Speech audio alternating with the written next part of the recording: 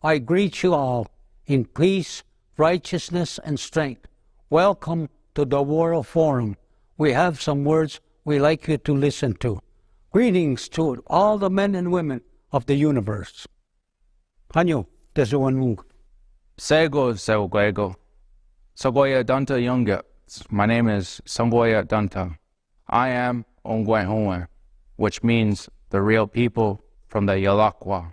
French titled us the Iroquois. We are those who are responsible for bringing issues to council.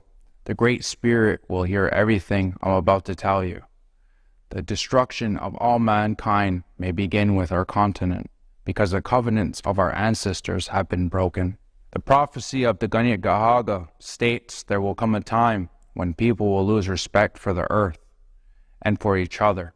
Rivers and skies will be polluted. Bloody wars, crises, hunger, and pandemics will afflict the people of the earth. Snakes will appear and cause new destruction. Dragons with red eyes will spew their filth on the already suffering planet. The troubles that have befallen the earth will intensify and grow. The only unity and unwavering dedication of all people can withstand the beast that is destroying our lives and our planet. You and I are living in these times. This beast called the climate Cerberus is now sucking the water out of our rivers, burning our lands, shaking them, and destroying our homes. My voice is seldom heard, and I do not speak much, but you are listening to me. Now for a reason. We, the Yalakwa, have lived by the teachings of our ancestors and preserved the foundations of unity since time immemorial. We knew that a time would come when we would need to act.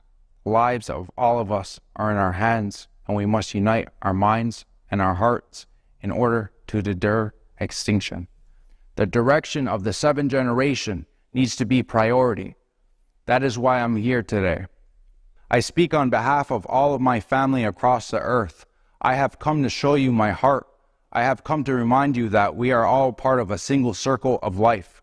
We have only two paths: to be destroyed by a ruthless beast or to unite for the sake of our life. Our only chance to truly unite and preserve our lives is to live in a creative society. Why the creative society? Because it is the only opportunity for the people to live with dignity and in peace. We know this because the principles of the creative society is founded on the values and modernizes our message. We live in a natural world where there is no greater power than love. Do you know what made America great?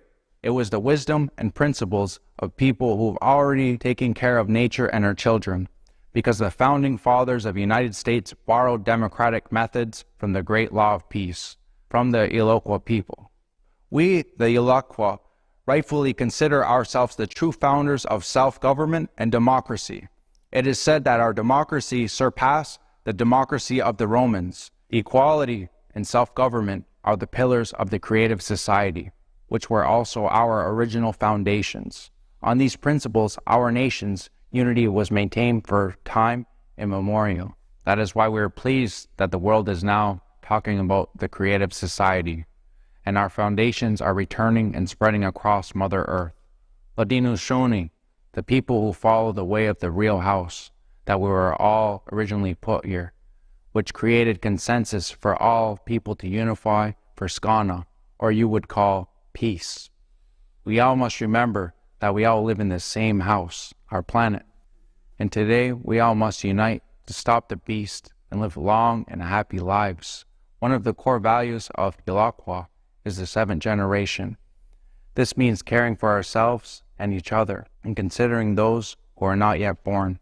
It is our duty and responsibility to leave them a better world, but the consumer society makes this impossible. We lost respect for each other. We fight. We are divided.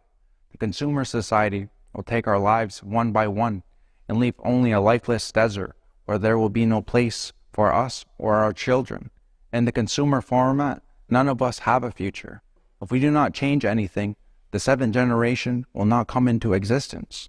Are we going to put our heads down and accept it? Will we not fight for ourselves and those who are dear to us? The consumer society has taken enough lives, and we have endured it. Now it is ready to deprive all of humanity of its future.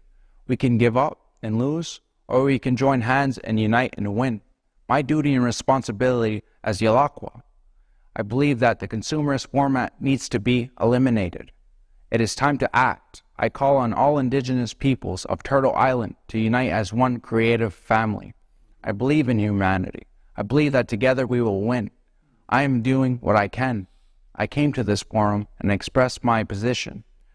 All nations stand in support because the knowledge of organization stems from the Yalakwa, and we all support the creative society.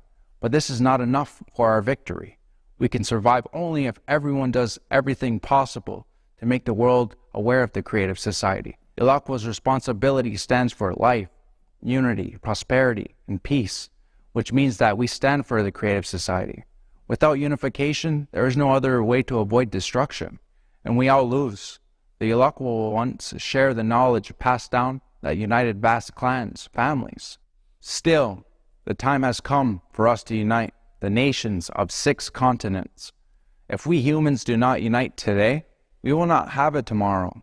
This is precisely what our prophecy says. Today, we are creating what will be our tomorrow. Let us build the creative society today to have a future tomorrow.